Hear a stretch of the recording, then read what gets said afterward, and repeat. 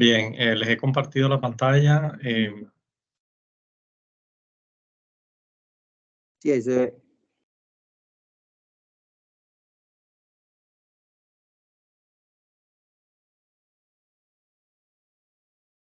Bueno, les habla Mario Luis Ávila Pérez. Yo soy el director del curso de Administración de Base de Datos. Para los que no me conocen, porque no estuvieron en la web conferencia pasada. Bueno, me complace saludarles y agradecerles por su participación en esta web conferencia. Esta web conferencia corresponde a la fase 2 del curso y ya estamos adentrándonos en la unidad 1.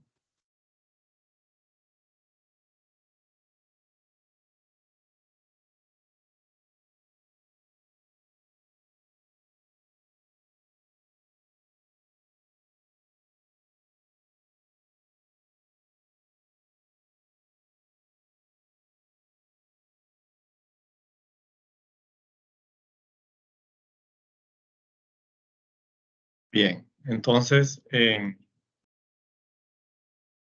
nos encontramos en esta parte del curso, la fase 2, que lleva por título Propuestas de Solución.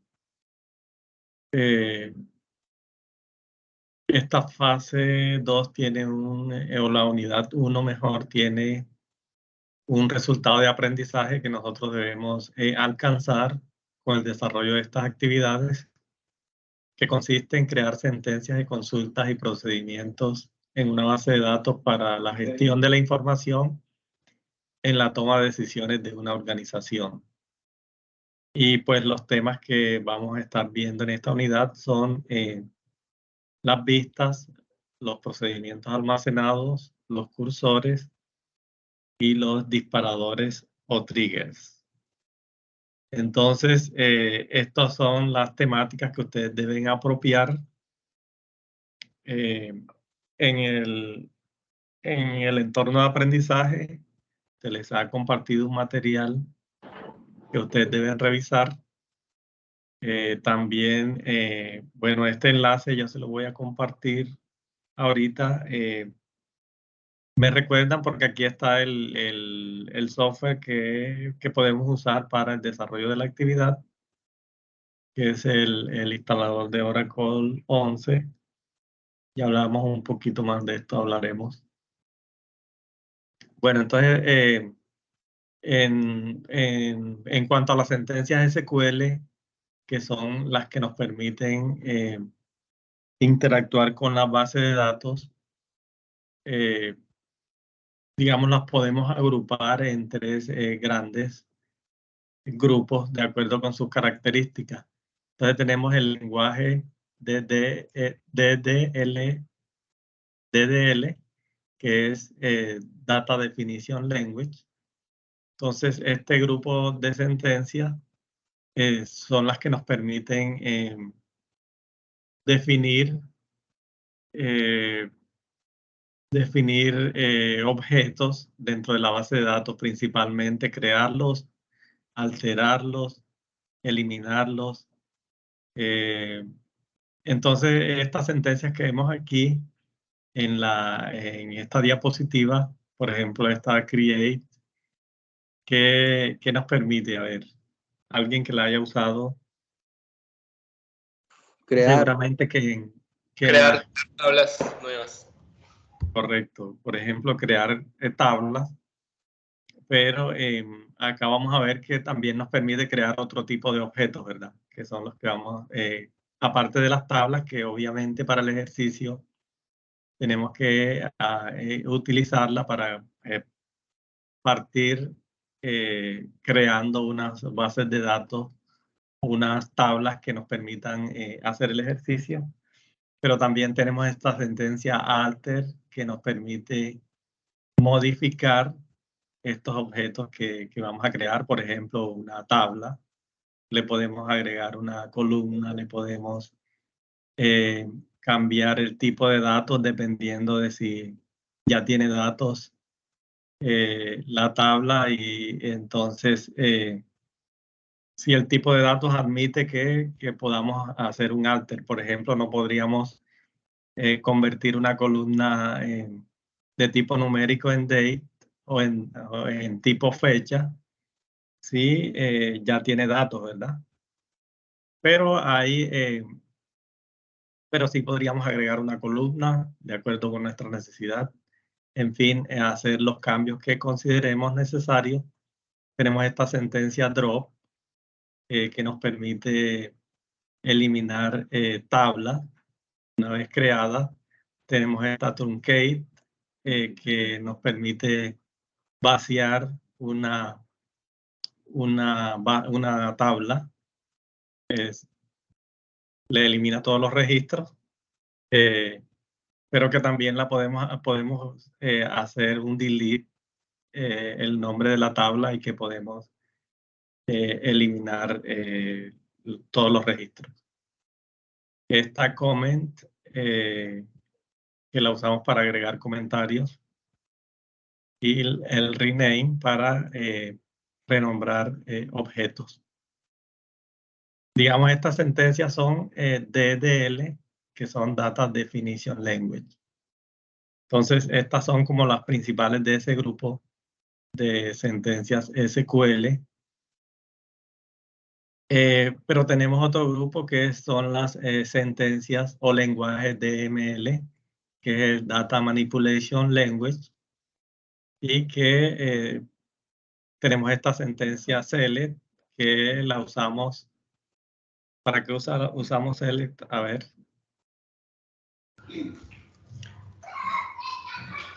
Para consultar diferentes cadenas de registros en la base de datos.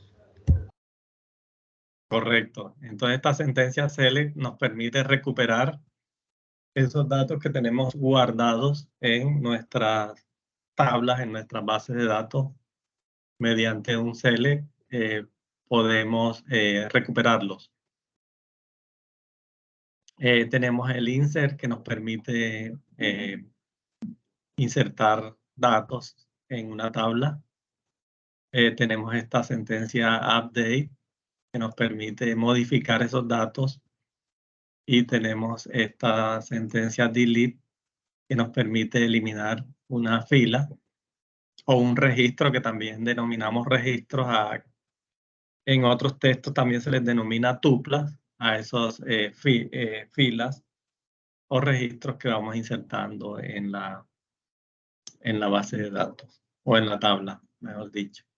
Otro de los grupos que tenemos de lenguaje, entonces, DSL, que son los Data Control Language o lenguaje de control de datos. Estas básicamente los usamos para otorgar privilegios.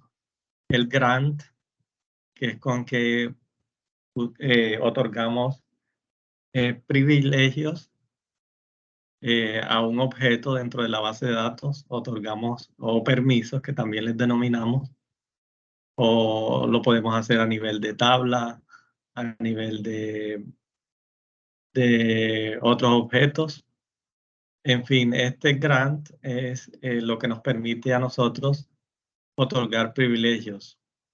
Pero una vez otorgados esos privilegios, es probable que nosotros necesitemos quitarle privilegios a algún usuario y utilizamos esta revoke, esta sentencia revoke, que lo que hace es revocar esos privilegios que hemos otorgado con grant.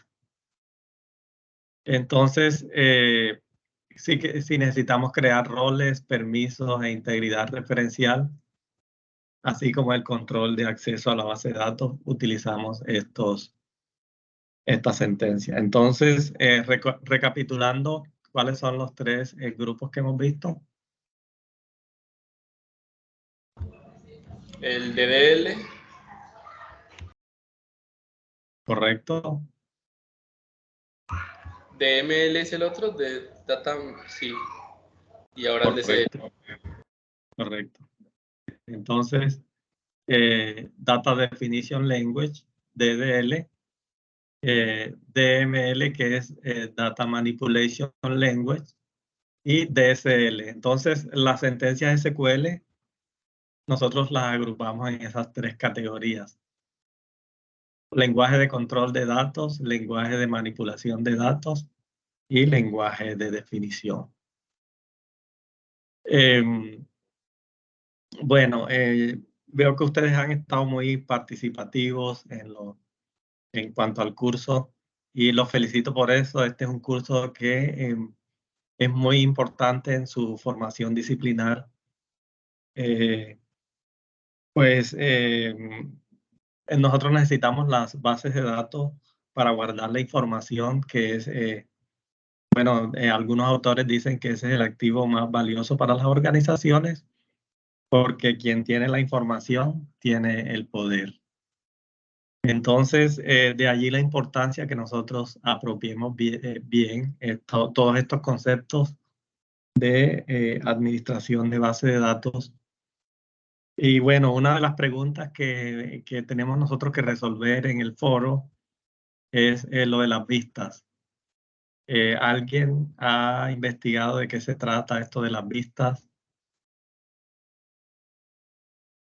Yo creo que en cursos pasados también ustedes estuvieron tocando algo de vistas.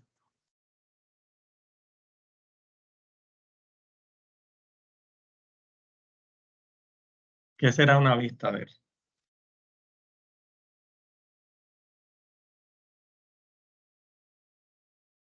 Vamos a irlo mirando aquí.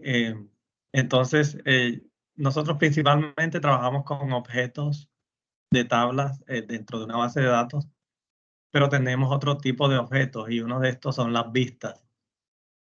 Entonces, la podríamos definir como una alternativa para mostrar datos de varias tablas. En ocasiones es probable que nosotros no querramos otorgar privilegios a un usuario directamente a una tabla, sino que en ese caso creamos una vista, que es una consulta a una base de datos que se almacena. Entonces, nosotros almacenamos la consulta, más no los datos. Esta consulta se almacena y nosotros la llamamos, y estos datos accesibles a través de la vista no están almacenados, se guarda la definición de la vista, como ya les mencioné. Esta vista trae un subconjunto de registros y campos de una tabla. Puede traer una unión de varias tablas, una combinación de varias tablas, o un subconjunto de otras vistas, o combinación de vistas y tablas. Entonces, digamos, esta es una herramienta poderosa, las vistas, para nosotros recuperar la información y que nos brinda niveles de seguridad para el acceso de esta información. En esta diapositiva nosotros vemos aquí una sentencia para crear una vista que usamos create view, el nombre de la vista, y usamos esta palabra reservada AS, que en inglés es como. Entonces aquí estaríamos diciendo, créame la vista que se llama vista empleado como, y aquí lo que usamos es una sentencia de consulta, que usamos la palabra reservada select. Aquí van los nombres de los campos. Bueno, y aquí usamos una técnica que se llama alias para renombrar los nombres de los campos. Por eso ustedes de pronto van a verla aquí un poco rara. Incluso estamos concatenando en esta sentencia dos campos para que se unan en una sola columna, que lo usamos a través de este símbolo, que es doble pipe. Pero podemos nosotros empezar a practicar con sentencias muy sencillas e ir practicando nuestras sentencias de creación de vista. Bueno, esta es una sentencia común y corriente que involucra una sola tabla. Fíjense que aquí tenemos la sentencia from empleados, la tabla empleados, y que le damos un alias de pero que también junta la tabla secciones y que el campo que hace el match entre esas dos consultas es código y sección, que debe ser común en ambas tablas para que haga el match y así pueda ejecutarse esta consulta. Entonces, más adelante vamos a hacer unos IPAs para ver de manera práctica cómo nosotros podemos hacer estas consultas para los que tengan, de pronto no tengan mucha experiencia con el uso de estas sentencias SQL. De todas maneras, ustedes ya en cursos pasados han debido estar manipulando las sentencias de Excel, que son estas que vemos aquí con un join. De todas maneras, en el material que se les ha compartido, pues también pueden ustedes investigar cómo realizar este tipo de consulta. Entonces, esto es lo que tiene que ver con las vistas.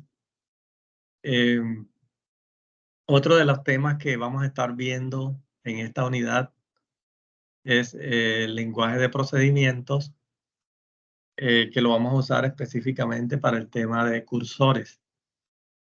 Pero antes tenemos que ver un poco de esto de los bloques PL/SQL. Este curso está orientado, digamos, al manejo de Oracle. Así se pensó.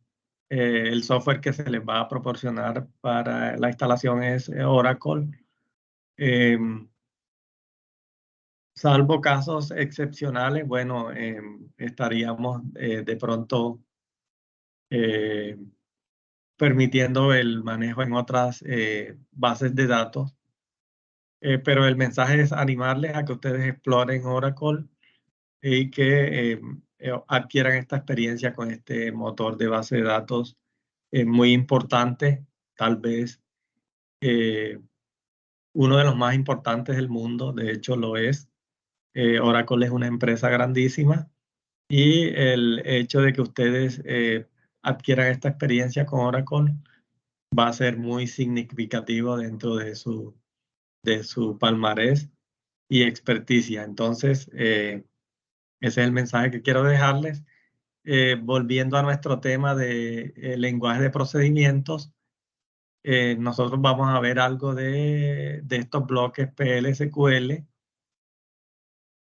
y también el material hay algo de esto de los bloques PL/SQL, que principalmente tenemos estas 4 sentencias o grupos de sentencias para controlar el flujo del programa de sentencias SQL. Entonces, tenemos que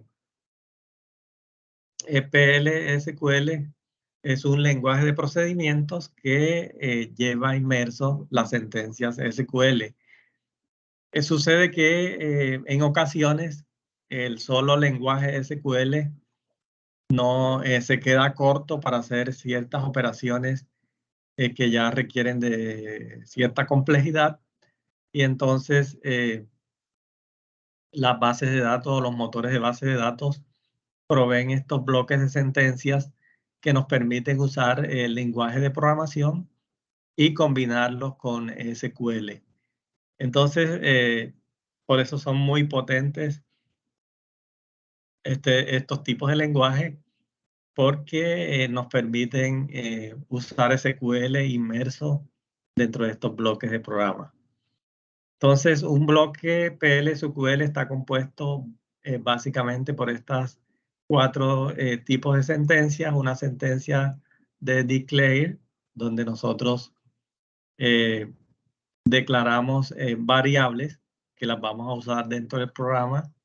Por ejemplo, aquí declaramos la variable salida, que es de tipo varchar de 29, o sea que es un tipo de caracteres alfanuméricos y que van a tener un tamaño de 29. Tenemos aquí este otro tipo de dato que es un dato numérico de tipo number, o número. Y tenemos esta otra variable hoy, que es de tipo date, y que tiene aquí una asignación. Fíjense cómo es el bloque, la sentencia para la asignación, y que le asignamos la fecha del sistema. Entonces, este es el bloque declare, y acá en begin es el cuerpo. Entonces, digamos, esta es un bloque opcional, este declare, porque es probable que nosotros no necesitemos declarar variables. Entonces, en este sentido, se vuelve opcional este bloque. En el begin es necesario porque es aquí donde se hace el procesamiento de lo que vamos a hacer. Esta excepción es opcional para controlar algunos errores que se presenten dentro del el bloque de programa. Y por último, se finaliza con la instrucción end. Entonces, esto es lo que tiene que ver con el bloque de lenguajes PL/SQL. Aquí tenemos otro bloque de lenguaje PL/SQL.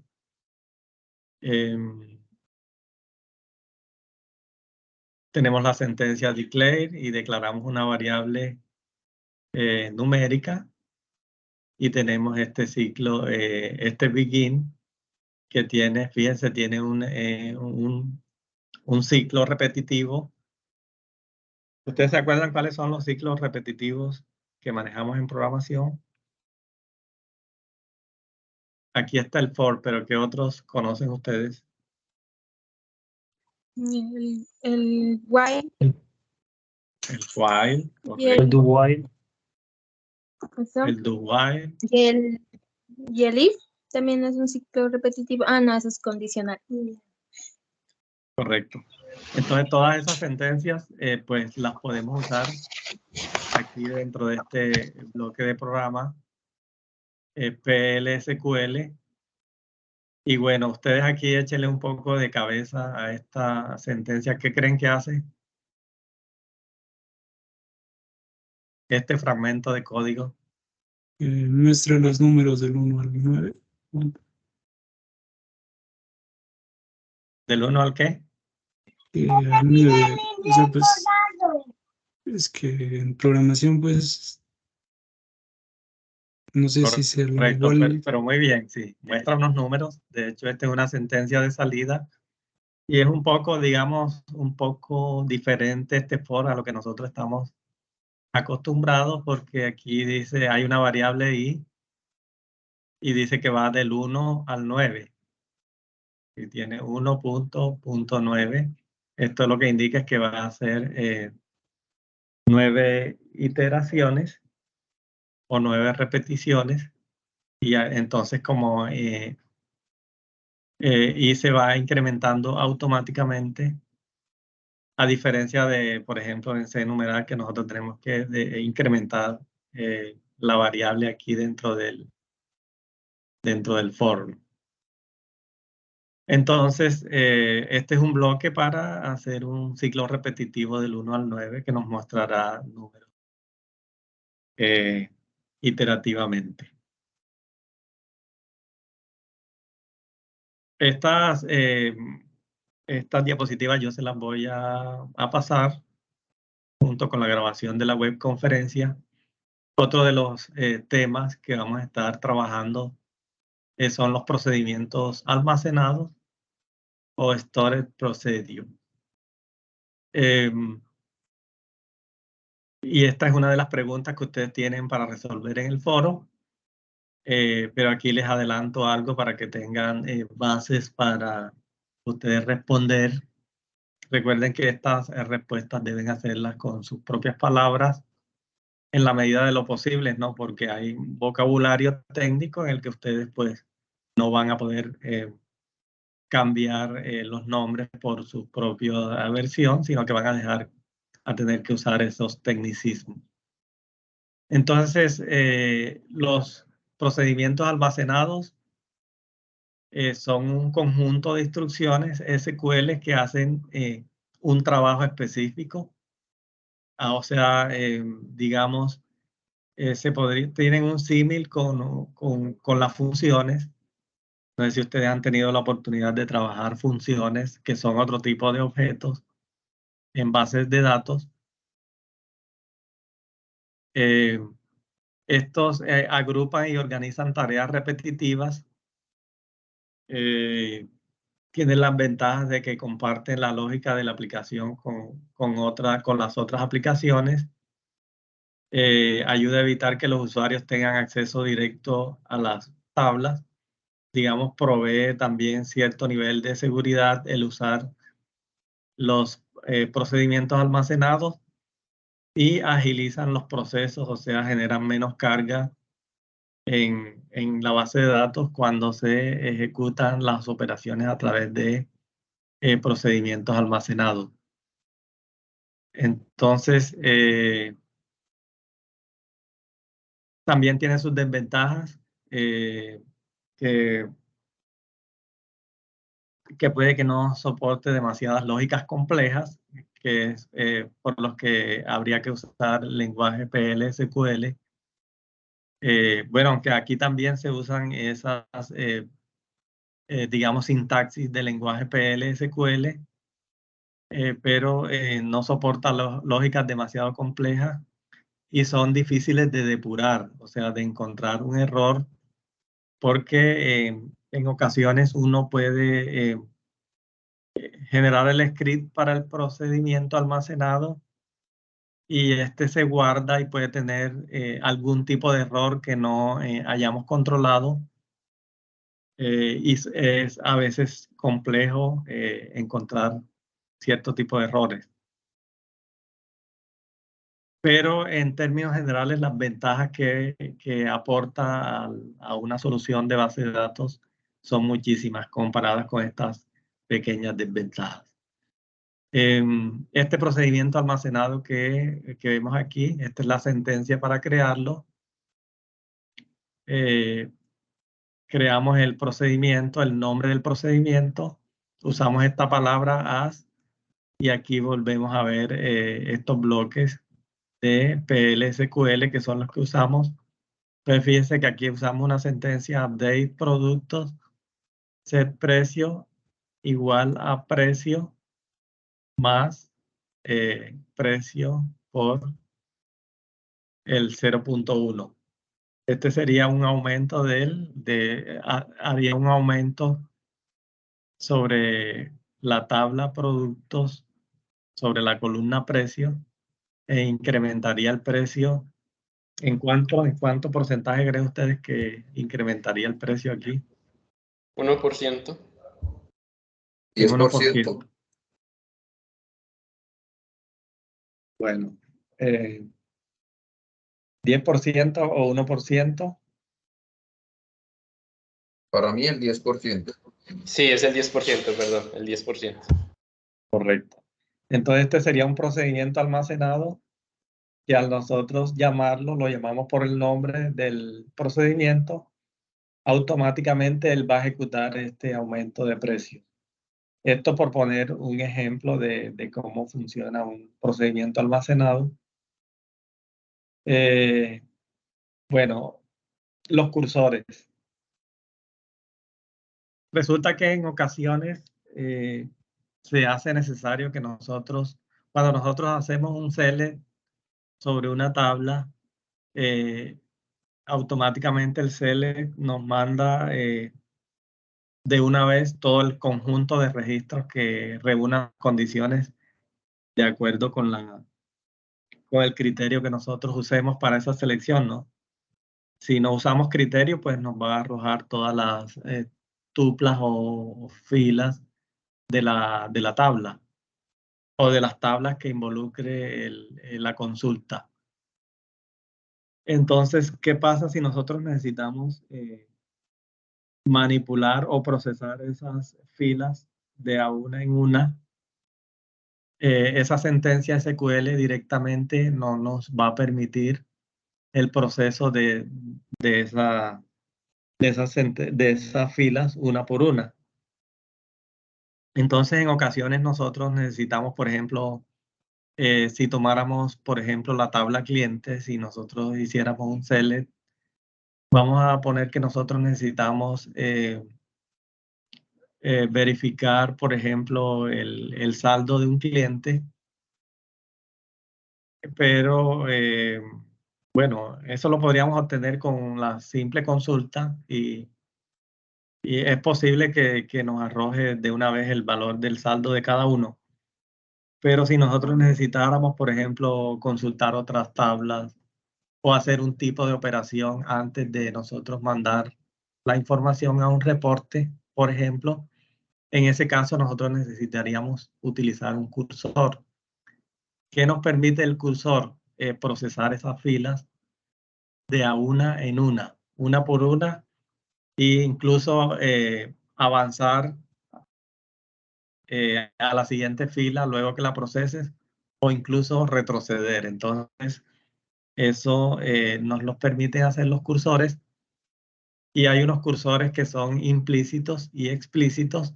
Ahorita yo les voy a mostrar un material que tengo de UNOVA donde se explica cuáles son esos tipos de cursores explícitos explícitos e implícitos, cuál es su diferencia y qué son las cosas que vamos a estar viendo en el desarrollo de esta unidad.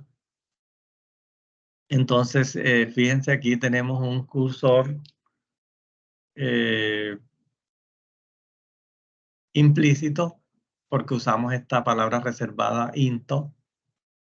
Siempre que veamos esta palabra into, por ejemplo, aquí seleccionamos la fecha y la guardamos en una variable que se llama bfecha from la tabla prueba 2 y este es el criterio, ¿no? Donde la identificación o el ID sea igual a 4. Entonces, aquí los cursores implícitos solo traen un registro, o sea, no puede, si esta consulta trae más de un registro, este cursor falla, saca un error. En este caso, pues se supone que en la tabla va a tener un ID que sea igual a 4 y que va a traer un solo registro. Y este registro, en el caso de la fecha, se va a guardar en esta variable fecha. Y este es un ejemplo de un cursor implícito. Característica, bueno, trae un solo registro, porque si no va a fallar. Y ya acá es la sentencia de salida de esa variable. Este es un ejemplo de un cursor explícito. Fíjense que sí, necesariamente tenemos que usar un ciclo para procesar los registros que nos traiga. Mire que aquí declaramos el cursor. Estos no necesitan declararse como tal, como cursores, sino simplemente declaras la variable. Aquí nos dice que los cursores explícitos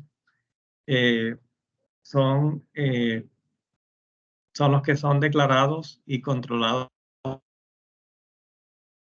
cuando la consulta devuelve un conjunto de registros. Ocasionalmente se utilizan en consultas que devuelven un único registro. Bueno, dependiendo porque si este criterio habla, por ejemplo, tiene un solo registro, obviamente debo usar el cursor explícito. ¿Qué pasó con mi mouse?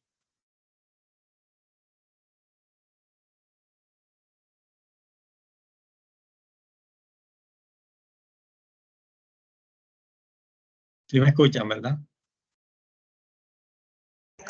Sí, señor. Sí.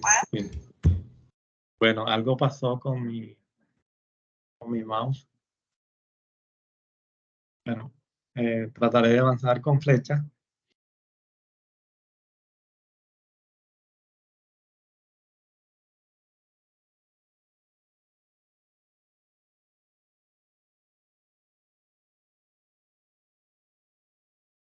Profe, una pregunta.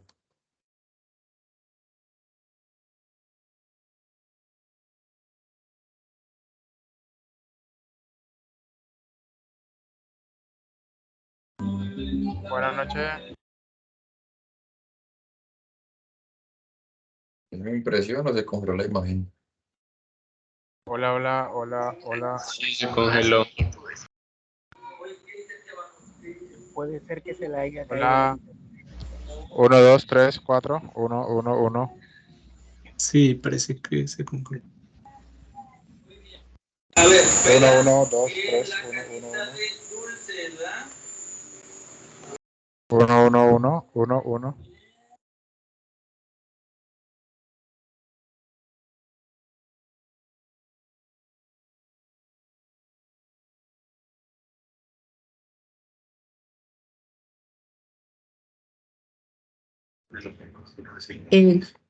Estudiantes, muy buenas noches con la tutora Marjoli. Vamos a dar un minuto a que el ingeniero nuevamente restablezca la conexión y ya está con ustedes, ¿listo? Les pedimos disculpas y les pedimos un minuto, por favor. Quedé enterado, gracias.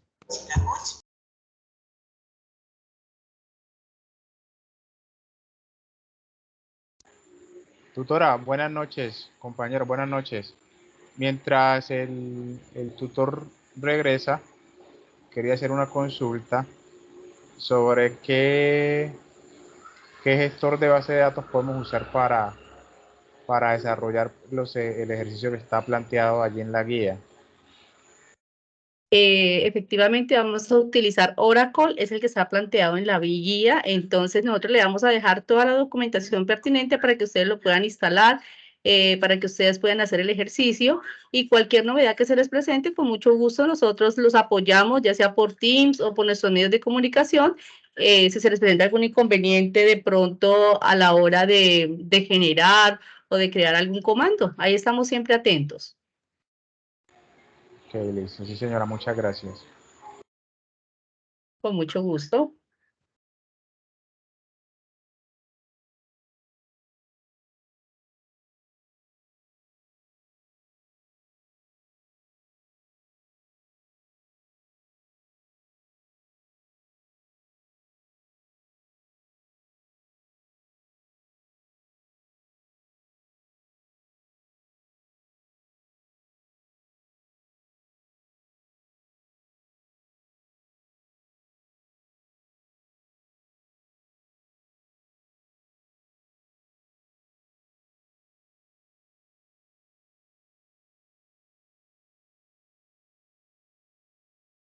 De vuelta, ya estoy de vuelta.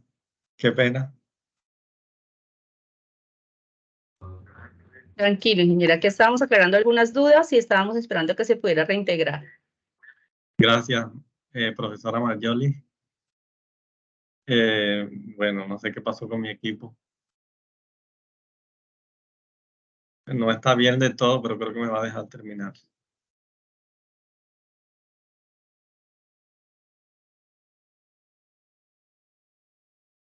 Voy a compartir nuevamente. Se sigue grabando la reunión, ¿verdad? Sí, se está grabando. Bien.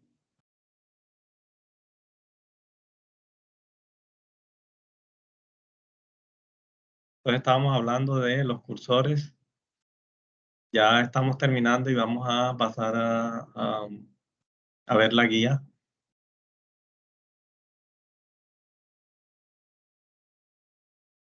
Como nosotros tenemos CIPAS programado, bueno, les vamos a compartir la programación la otra semana, ojalá mañana o el lunes ya estaría compartiéndola. Entonces allí vamos a tener la oportunidad de hacer ejercicios prácticos. Así que no se preocupen.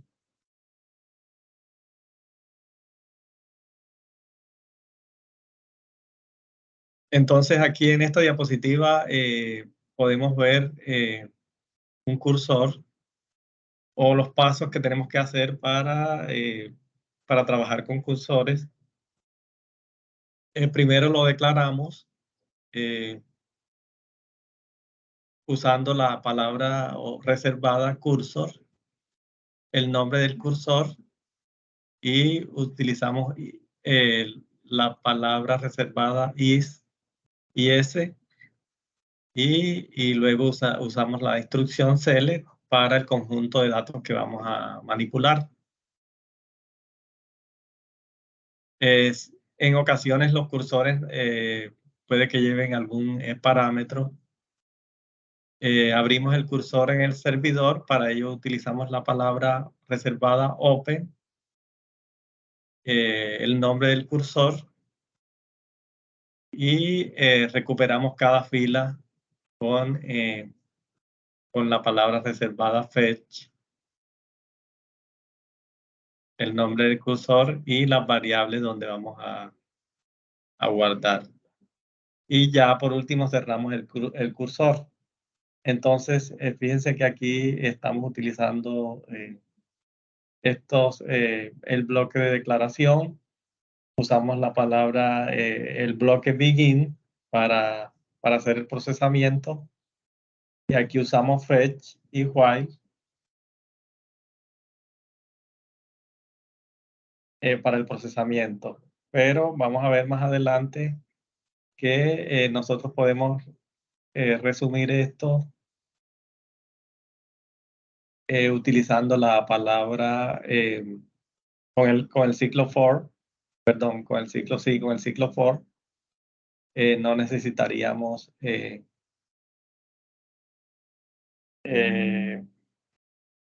abrir el cursor, recuperar, sino que automáticamente lo abrimos con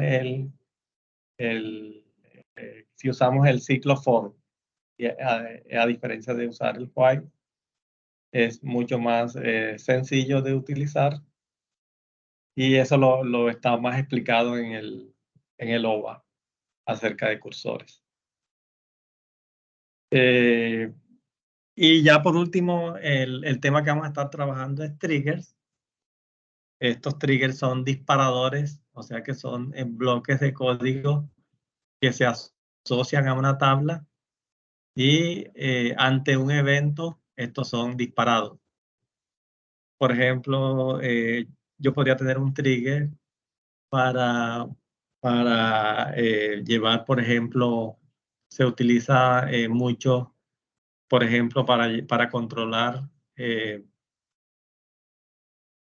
¿cómo se dice? Cuando yo hago una copia de una base de una tabla, digamos, yo dejo el registro o la huella de lo que yo hago en la tabla.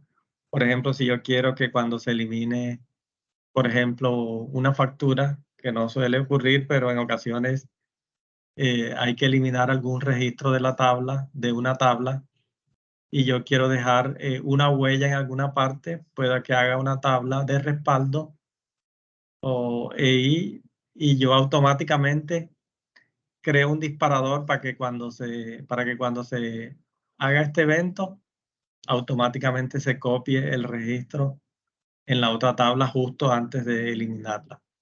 Entonces, ese es uno de los usos que se da para los triggers, pero es probable que en nuestra propia experiencia podamos utilizar triggers para una tarea, digamos, específica de acuerdo con nuestra necesidad o la necesidad del cliente.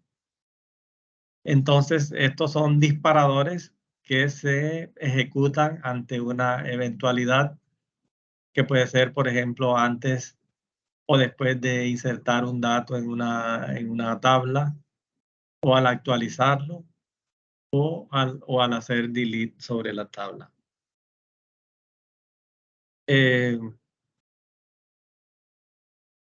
Bueno, aquí hay una explicación para un procedimiento que es el Raise Application Error, que permite desplegar un mensaje de error o levantar un error ante un evento que ocurra, y lo vamos a tener que usar en el ejercicio. Creo que es el último punto. Ya vamos a mirar la guía.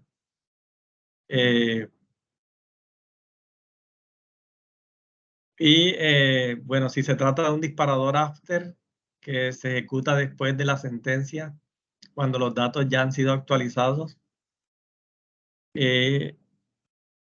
Entonces la sentencia será deshecha con rollback. Rollback nos permite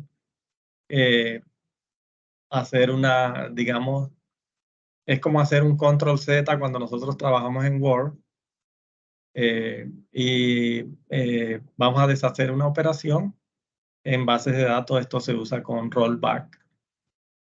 Si el disparador es después, el before es después, el before es antes y after después, que se ejecuta antes de la sentencia, before antes de la sentencia cuando los datos aún no se han actualizado en la tabla.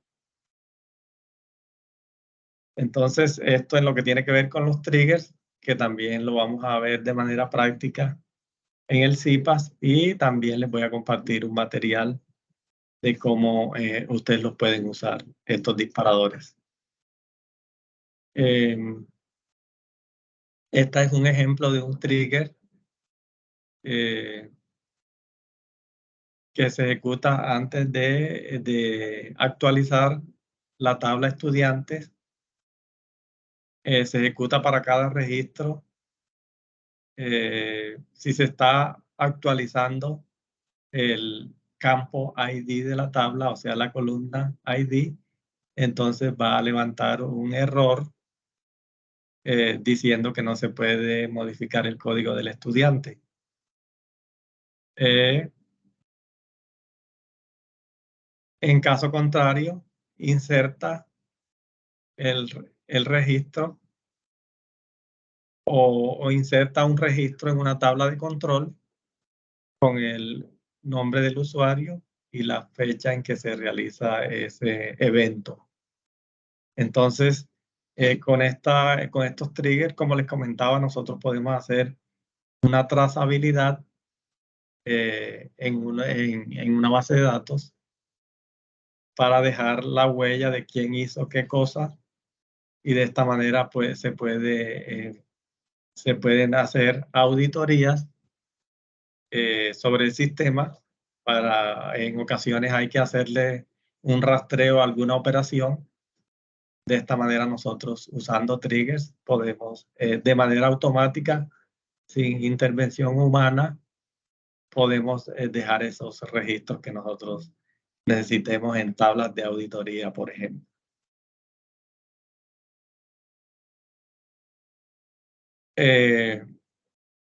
Entonces, bueno, aquí está esta es la agenda del curso. Nosotros tenemos hasta el 25 de septiembre para desarrollar esta actividad.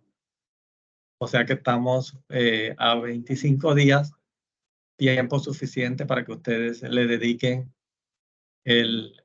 las horas necesarias a este aprendizaje, que estoy completamente seguro que va a ser de mucho provecho para ustedes.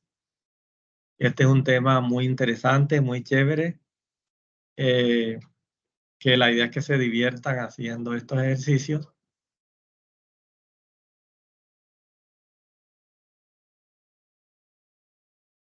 Bueno, la recomendación para contestar las preguntas es que ustedes se basen en autores. Esto les da un sustento científico a lo que ustedes escriban. Y ahora vamos a mirar la guía. Y voy a ampliar un poquito lo último de lo que les he hablado sobre utilizar autores.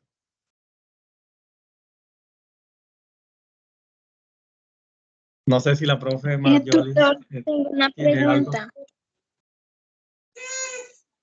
Adelante con tu pregunta. MySQL es diferente al programa que vamos a utilizar, el de Oracle, o tiene la misma funcionalidad con respecto al código. Tiene sus diferencias, aunque se pueden hacer, digamos, tiene esta misma funcionalidad y puede que se hagan, algunas cosas son iguales en el cómo hacerlas, ¿no?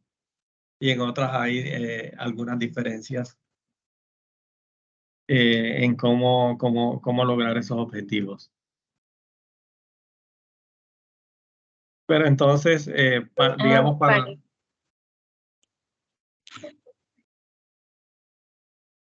Adelante, Julie. No, continúa.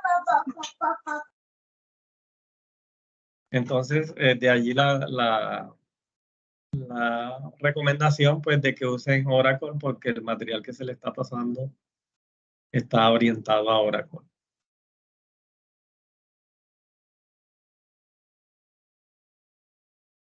Ya si usted Vale, listo, decide gracias, usar doctor. de pronto otra base de datos, entonces le va a tocar investigar más para presentar los ejercicios.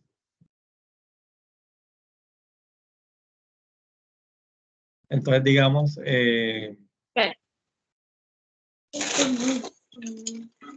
Oh, qué pena. Pues, o sea voy a que, entrar al curso. profe, Adelante. buenas noches. O sea que sí Buenas se puede usar, sí podemos usar otro motor de base de datos. No tiene que ser directamente Oracle. Pues yo les recomiendo que sea Oracle. Listo. Pero, es que yo, pues, la verdad, he trabajado pronto- más con MySQL y MariaDB, entonces como que estoy más acostumbrado a esos dos. Entonces, pero pero claro, esta es una gran oportunidad para que también interactúes con Oracle y lo puedas poner en tu hoja de vida, ¿no te parece? Mami, mira de esta ¿verdad? Bueno, vamos a mirar la guía para revisar lo que se nos está pidiendo.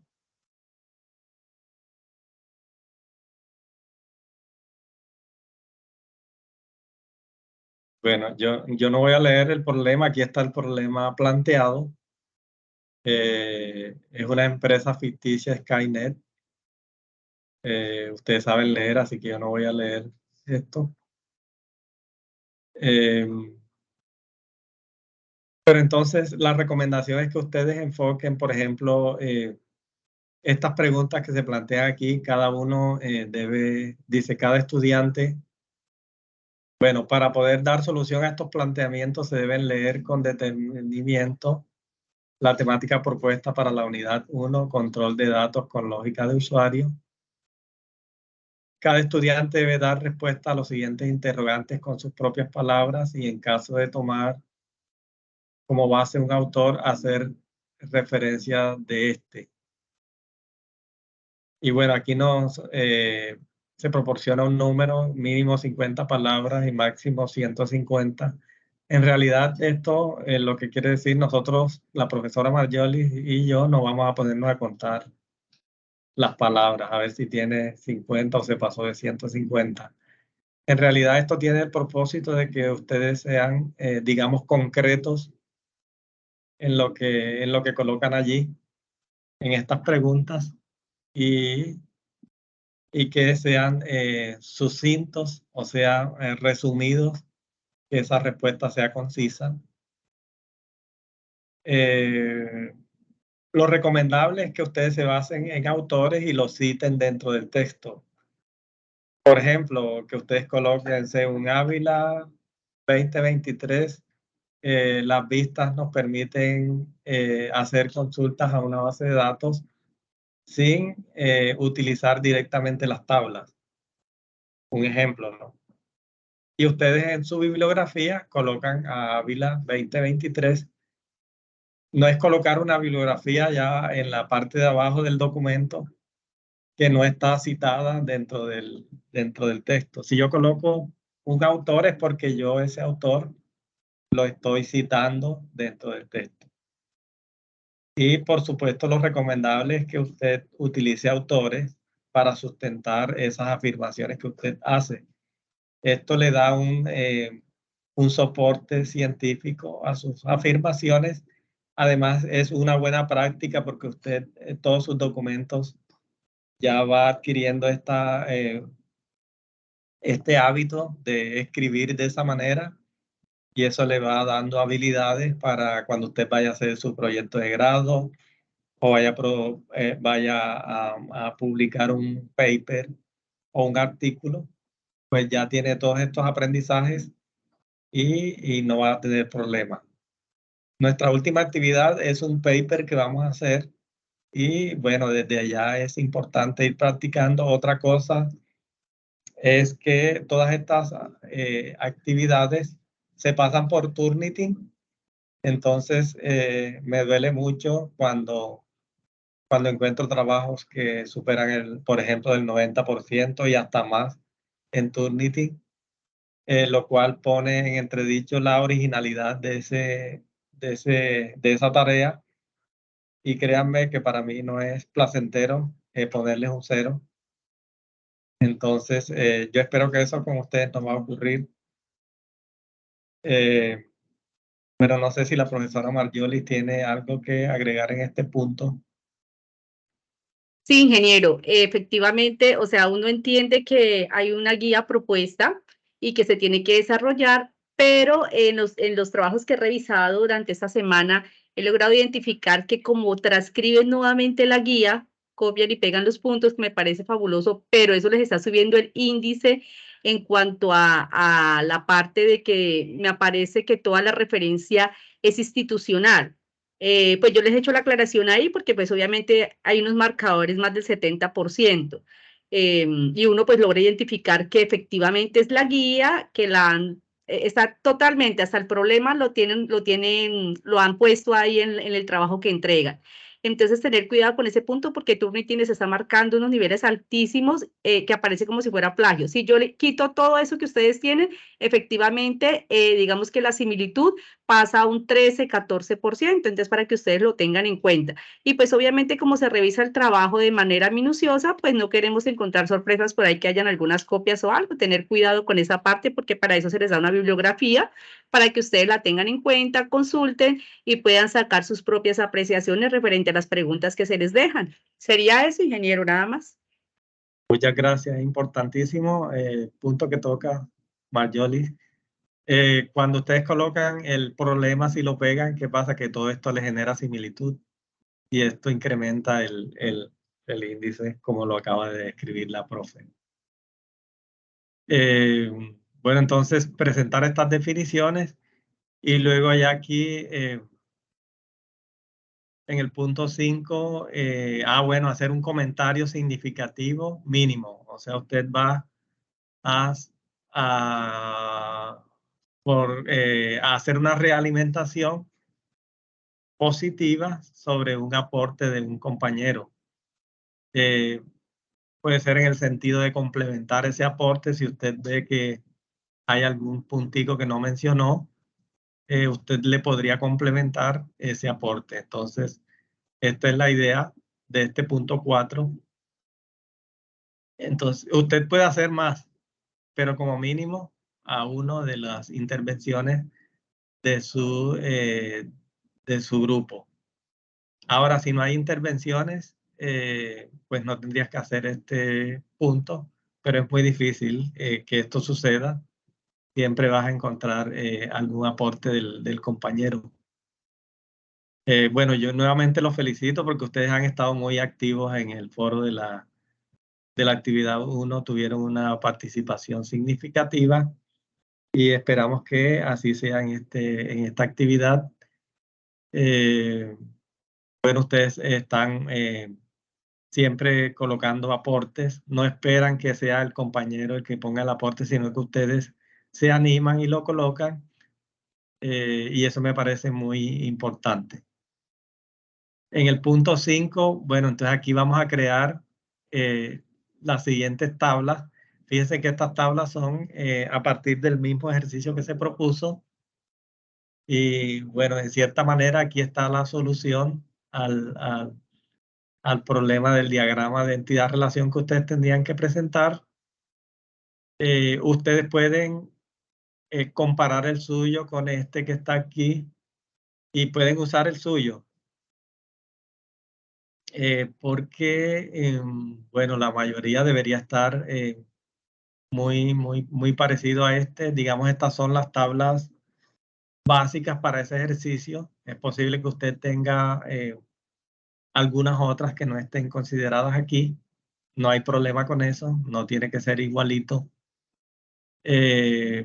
Bueno, básicamente la mayor parte del problema que veo en algunos, bueno, lo noté en las realimentaciones y en los trabajos que he estado calificando, es que algunos no tuvieron en cuenta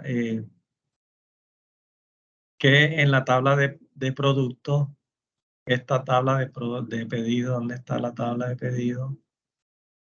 Ahí está la tabla de órdenes, que es la del pedido, ¿no? Órdenes, fíjense que lleva un ID, un cliente, el vendedor, la fecha de pedido, el estado, el valor, y tiene una tabla de detalle que es donde van los productos de ese pedido. ¿Qué pasa si yo coloco los productos aquí dentro de esta misma orden?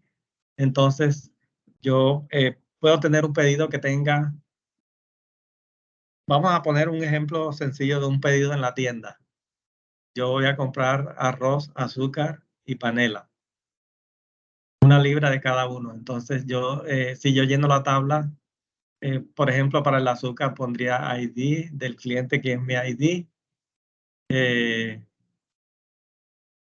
El cliente, el vendedor, la fecha de pedido, el estado, el valor, y entonces colocaría el producto, que sería azúcar, 1 libra a 500. Luego el arroz, otra vez repetiría ID, cliente, vendedor, fecha, estado, arroz, 1 libra a 2.000 pesos. Luego la panela, tendría que volver a colocar ID, cliente, vendedor, fecha de pedido, estado, valor, y una panela ¿cómo está la panela? Creo que no tengo ni idea, a 2.000.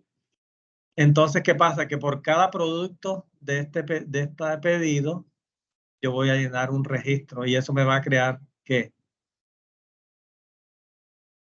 ¿Qué notaron ustedes en lo que les he descrito? Que estoy repitiendo. Redundancia. La duplicidad. Redundancia.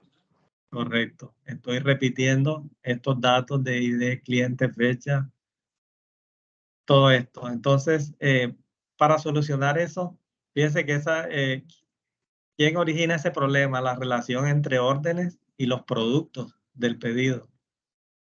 Entonces, esta relación es muchos a muchos porque un pedido puede tener muchos productos y los productos a su vez están en muchos pedidos.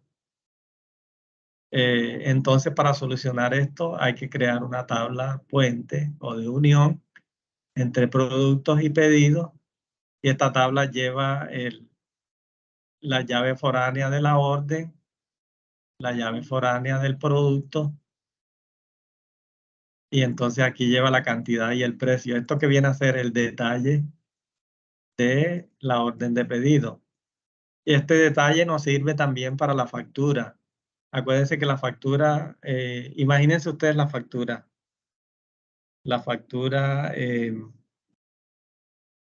tiene un encabezado, tiene un encabezado o cabezote de la factura que vendría a ser esta información que está aquí y que debería ser esta misma, más o menos, que está acá, parecida a esta información. Digamos, este sería el cabezote de la factura. Y más adelante, imaginen la factura, hay unas columnas, hay el detalle de esa factura que lo podemos tomar de esta tabla de producto orden. Entonces, ese fue como el inconveniente que más vi en varios trabajos, el no tener en cuenta en la resolución de esa relación muchos a muchos. Entonces, ustedes van a crear estas tablas en la base de datos, las van a poblar es insertarles datos para poder, a partir de esa, cuando ya las tengan pobladas con datos, van a poder hacer estos ejercicios. Entonces aquí en el 6 van a optimizar una consulta de las órdenes por cada vendedor. Para ello se va a crear una vista que muestre el código de vendedor, el nombre, el número de orden, el valor y la fecha. Seguramente para obtener este valor, bueno, ustedes se las tienen que ingeniar porque el valor viene de multiplicar la cantidad por el precio. Otra cosa importante es este precio. Resulta que el producto puede tener un precio, este precio que está aquí, y la orden de producto lleva un precio acá, y ustedes me podrían decir, bueno, tiene redundancia ahí porque este precio del producto deberías tomarlo de acá. Pero resulta que el precio es un dato que cambia en el tiempo. Entonces, como ustedes se pueden dar cuenta, cuando van a la tienda, el arroz hoy cuesta algo y mañana ya está más caro. Entonces, digamos, este es el precio actual, pero nosotros necesitamos dejar registros de a cómo, en el pedido, cuál fue el precio al que se vendió en ese momento. Entonces, con esto ya solucionamos ese cambio de precio, ya queda un historial en el pedido a cómo se pactó ese producto. Entonces, esta sería el ejercicio de la vista.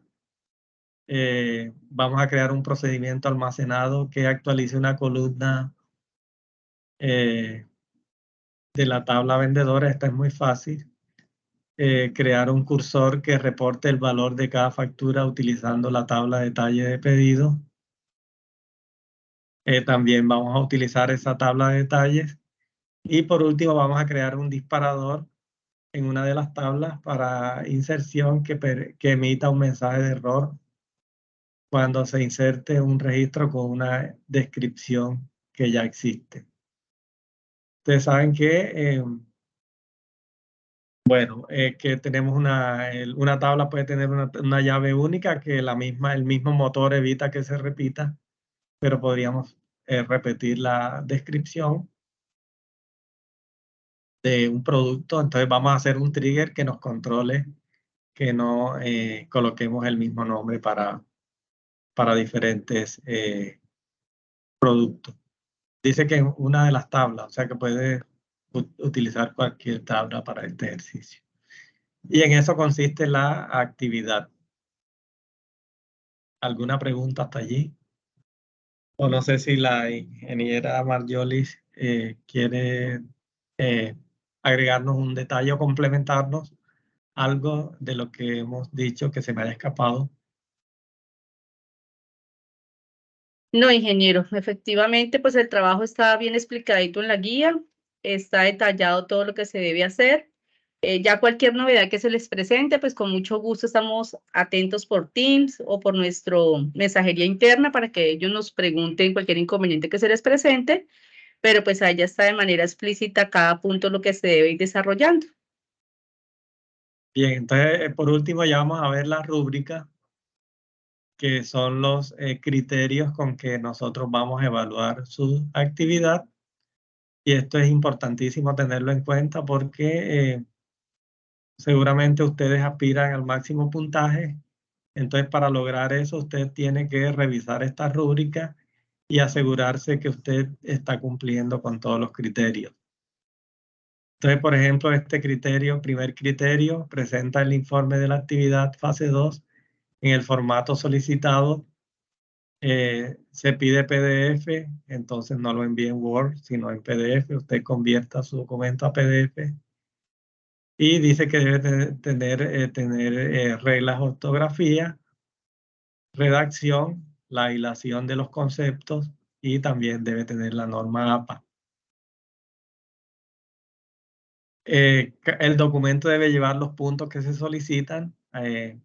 Allá en la explicación de la guía dice qué puntos debe llevar el documento, si lleva introducción, si lleva conclusiones, en fin, lo que se solicite, usted lo debe colocar. Para el segundo criterio, dice evidencia la creación de vistas y cursores para optimizar la gestión de la base de datos. Entonces usted debe, este punto evalúa las vistas y el ejercicio de cursores para usted obtener estos 40 puntos. Entonces, si le falta alguno de estos puntos, ya ahí se va mermando, o si el cursor no quedó bien hecho, se van mermando estos puntos, o si la vista tiene problemas. Importante que usted evidencie con pantallazos la realización de las actividades. Y el tercer criterio de evaluación es el procedimiento almacenado y el disparador o triggers. Debe desarrollarlo correctamente, debe evidenciarlo correctamente para nosotros poder otorgarle el máximo puntaje. Y el cuarto criterio de evaluación es responde de manera argumentada las preguntas planteadas en la actividad. Por ejemplo, si usted solo responde 2 preguntas, ya este puntaje se va mermando. Si usted quiere el máximo puntaje, que son 20, debería responder todas las preguntas y realimentar una intervención del compañero. Bien, entonces esto era todo lo que teníamos para esta webconferencia. No sé si hay alguna otra inquietud que ustedes quieran expresar en este momento.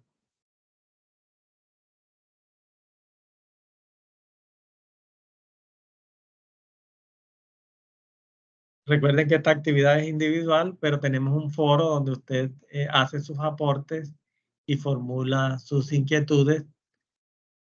También tenemos el canal de Teams en el que usted puede formular sus inquietudes y la profesora Marjolis y mi persona vamos a estar atentos a responder. Y si usted cree que también sabe la respuesta, lo puede hacer. Buenas noches, doctor. Buenas noches, Compañeros. Luis Fernández. Disculpe, en el link, perdón, en el chat también hay una compañera que nos dice que si nos podría compartir el link a la descarga de Oracle. Gracias. Gracias por recordarme. Se me estaba olvidando. Ya les voy a compartir Muchas el gracias. enlace en el chat.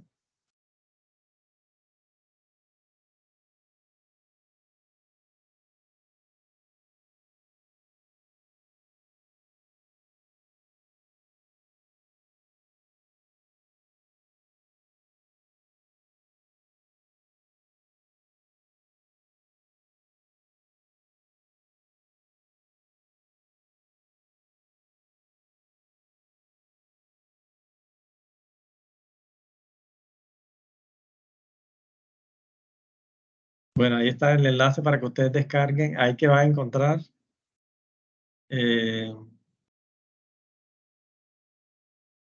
van a encontrar el Oracle 11, esta versión 11.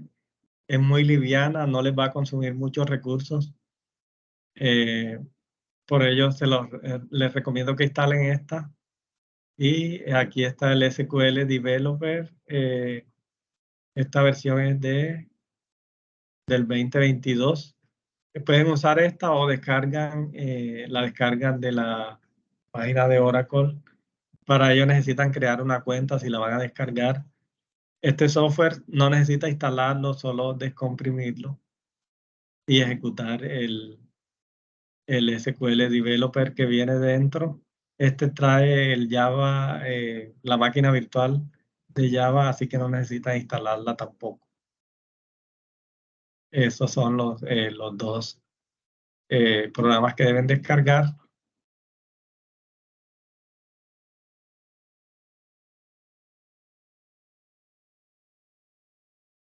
Bueno, entonces si no hay más inquietudes. Buenas noches. Buenas noches, John. Habla Fred. Buenas noches, tutor. Una pregunta. ¿Esos ejecutables o esos .zip son multiplataformas? Es que yo utilizo Mac.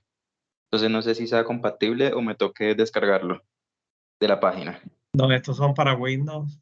Para Windows. Tendrías que descargarte la versión para Mac. Ok, vale, gracias. Aunque, bueno, si alguno tiene, digamos, problemas para la instalación de Oracle porque tiene un equipo empresarial que no le deja instalar, que podrían utilizar también que puede crear una cuenta en Apex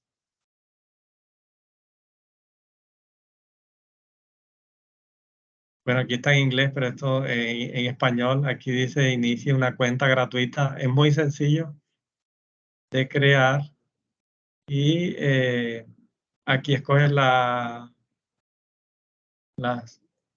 parte gratuita, te pide un correo. Estos datos nomás, aquí un workspace name que puedes ponerle, tiene que ser alfanumérico.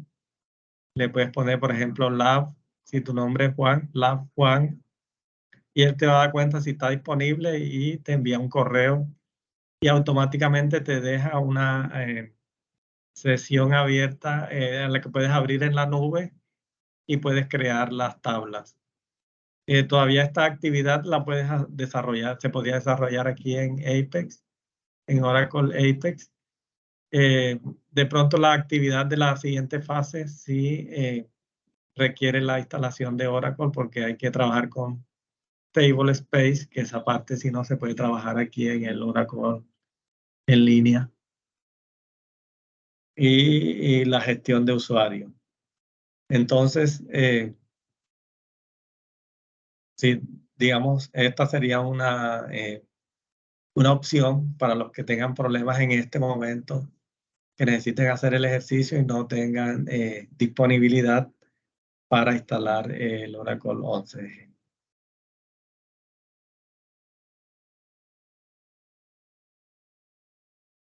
¿Alguna otra inquietud?